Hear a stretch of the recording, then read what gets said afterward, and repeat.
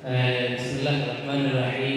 الحمد لله رب العالمين، والصلاة والسلام على خير خلقه نبينا وحبيبنا وقدوتنا محمد بن عبد الله وعلى آله وصحبه أجمعين. أولا أود أن أقول لكم السلام عليكم ورحمة الله وبركاته.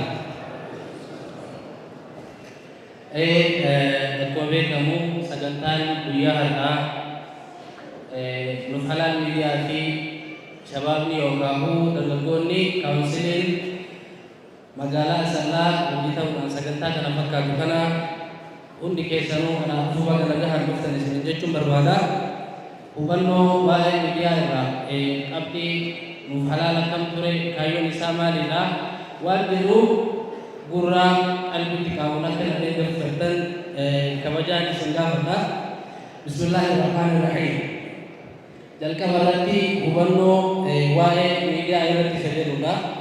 Akkuma beekamu uummanni muslimaa dhabiinsa miidiyaa ofii dhabuu irraa kan ka'e rakkoowwan hammana hin jedhamne keessummeessaa turuun isaa ittiin dhimma ofii bahachuudhaaf hundi kennaafuu akkuma beekamu jechuudha. Sababa dhabiinsa miidiyaa irraa kan ka'e beektonnii fi hayyoonni amantaa muslimaa hedduun beekumsaa fi dandeettiin isaanii ukkaanfamee hafee jira.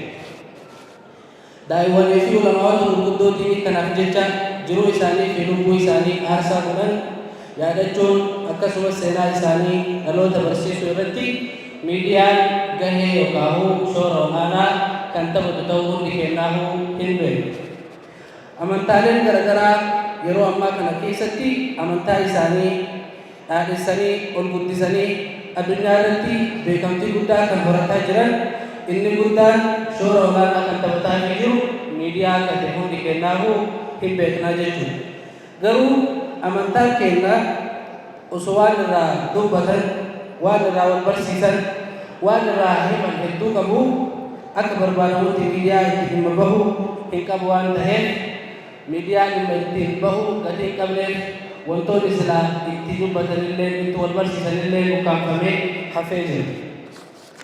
Dhaabbanni piroodakshinii miidiyaa nuuf halaal fedhii hawaasni kennaa fi keessattuu uummanni muslimaa miidiyaaf qabu giddu galeessa godhachuudhaan kan hundaa'e yommuu ta'u ogeessota miidiyaa muuxannoo fi gahumsa garaagaraa gahaa qabanii hundaa'ee guyyaa har'aa sagantaa kana fakkaatu kanaan dhiyaatee afoo keessa jira. Hundeeffamni isaa kunis miidiyaa fayyadamuun ilaalcha yaadaa fi fedhii namoonni amantaa isaaniif qaban ol guddisuun amantaa keenya addunyaa irratti dorgomaa akka ta'u gochuudhaaf kama yaqulu al-baari fi muhammad al-bayri huwa alladhi arsala rasulahu bil-huda wa din al-haqq liyudhhirahu ala ad-din kullih walau kariha al-mushrikun. Isa kana giddu galeessa godhachuudhaan miidiyaa kana ergaa silaa barbaachisu waan hawaasa islaamaa fakkaatu ittiin hojjechuudhaaf hundaa'ee guyyaa har'aa afoo keessan kana jira. Akkasumas diinagdee fi hawaasummaa uummata keenyaa jijjiiruuf kaayeffatee murannoo fi kutannoo guddaadhaan hojjechuudhaaf kan ka'e akka tahe isin beeksisuun barbaadu. Dhaabbanni piroodakshinii miidiyaa nuuf halaal jireenya namoota dhuunfaa, jireenya maatii, jireenya hawaasaa jijjiiruun guddina uummata keenyaa fi biyya keenyaa dorgomsiisuudhaaf akka addunyaatti qixxaawaniif kutatee kan kahe ta'uu gamanumaan isin beeksisuun barbaadu. Hundeessaan dhaabbata kanaa qaama hawaasaa ta'uu isaanii caalaa ogummaa fi muuxannoo horataniin dhimma bahuun jijjiirama waltaawaa amantaa muslimaa keessatti fiduuf akkasumas sabaa fi biyya isaa keessatti gumaacha isarraa barbaadamu bahachuuf xiiqeffatee dhaabbata kana hundeeffatee gama keessan dhufeetiin hin jira. Dhaabbanni miidiyaa nuuf halaal hanqinootaa fi rakkoolee amantaan muslimaa gama miidiyaan qabu guutuuf akkasumas beekumsa muuxannoo fi dandeettii qabnutti dalaguun yookaan fayyadamummaa uummata keenyaa daran dabaluuf xiiqii fi murannoo guddaan ka'uu kenna akkasumas qophii barbaachisu hunda xumurannee jiraachuu kenna guyyaa hadhaa sagantaa guddaa kana irratti isin hubachiisuu yookaan beeksisuun barbaada. Kaayyoon miidiyaa nuuf halaal inni guddaan ummata muslimaa yeroo dheeraaf dheebuu miidiyaa dheebotaa ture dheebuu miidiyaa keessaa akka inni ergaa ofii dhimma ofii waan silaa isarraa barbaachisu ittiin bahatuuf shoora kan taphatu ta'uu gamanumaan akka beektan barbaada. sababa dhabiinsa miidiyaatiin rakkoolee fi dararaa uummanni islaamaa argaa ture hirdhisuuf yookaan gonkumaa balleessuudhaaf gama kanatti kan dhufe ta'uu akka isin hubattan barbaada. Amantaan islaamaa akkuma amantoota biroo miidiyaa fayyadamuun amantaa isaa amantoota biroo wajjin caalatti dorgomaa akka ta'u gochuudhaaf gama kana kan dhufe ta'uu isin beeksisuun barbaada. Ulamaawotaa fi daa'imwaniif beektonni kenna akka beekumsa isaanii hawaasaaf baasuun hawaasa amantaa muslimaa fi kanneen biroo hubachiisaa fi barsiisuu akka qaban gama miidiyaa kanatti dhufanii ilmi isaanii waraabbatanii kan ittiin bakka tokko qofa jiran san hawaasa kan akka ittiin tajaajilan gochuudhaaf gama keessan kan dhufe ta'uu isin beeksisuu barbaada. Nama dhuunfaa hanga hawaasa bal'aatti hubannoo diinagdee fi hawaasummaa irratti qaban jabeessuu dabalataanis qabiyyeen dhaabbata miidiyaa nuuf halaal qabiyyeewwan bifa barsiisoo fi hawwatoo ta'een akkasumas bakkoota seenaa qabeessa ta'anii hanga ammaa miidiyaadhaan wal quba hin qabne ummataaf baasee agarsiisuu irratti kan xiyyeeffatu ta'a.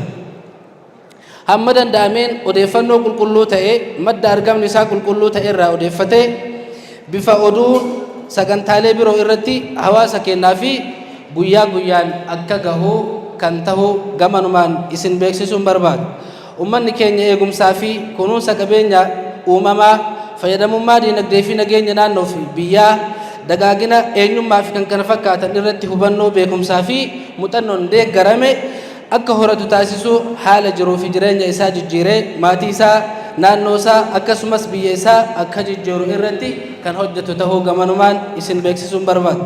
Walumaa galatti wantoota miidiyaan hojjetu kamuu nutis ummata keenyaaf bakka miidiyaan galu kamuu gallee akkaataa ummanni keenya nurraa barbaadutti ummata waliin taaneen hojjechuuf kaayyoo guddaa kan qabnu ta'uu gamanumaan isin beeksisuu barbaada. Innis akka nu beektan akka nu wajji hojjettanii fi akka nu bira dhaabbattanii kallattii kamuuniyyuu bakka gargaarsa barbaachisutti akka nu gargaartan gamanumaan kan isin beeksisuu barbaada. Galmi keenya yookaan mul'anni keenya wanni kun hundi taasifameef yeroo gabaabaa keessatti qophiilee barsiisoo ta'an kan nama hawwatanii fi kan bashannansiisan kan beekumsaan faayaman bifa adda ta'een qopheessuu fi dhiyeessuun daawwattoota biratti fudhatamummaa guddaa akka argatu taasisuudhaaf idni rabbiitiin qophii hundaa xumurannee afoo keessan jirra jechuun barbaada. Ammas yeroo gabaabaa keessatti ummata keenya muslimaa diinagdeen nuuf guddatan gara miidiyaa ol baasuun hawaasni akka irraa baratan muuxannoo yookaan ekspiriyaansii isaan qaban akka hawaasni irraa fudhatee jiruu ofiis jiruu hawaasa ofiis jiruu dhuunfaa isaaniis ittiin jijjiiran gochuudhaaf gahee isaa xumuratee gama kana kan dhufe ta'uu isin beeksisuun barbaada. Akka hubattaniif wantoonni miidiyaan nuuf halaal godhaatiin ture tokkoffaa irratti amma yeroo ammaa kanatti istuudiyoo guddaa magaalaa Shaashamannee ganda duwwaa tokkotti gamoo mool Afrikaa keessatti banachuun ummata tajaajilaa akka jiru gamanumaan akka hubattan isinin jechuun barbaada. Lammaffaa irratti wanti inni hojjete waggaa takkaa baname kana keessatti hanga danda'amuun meeshaalee miidiyaa hunda guuttachuun sagantaalee gurguddaa biyyattii keessatti gaggeeffamu kamuu waraabee qindeessee abbaa sagantaatiif kennaa akka jiru gamanumaan isin beeksisuun barbaada.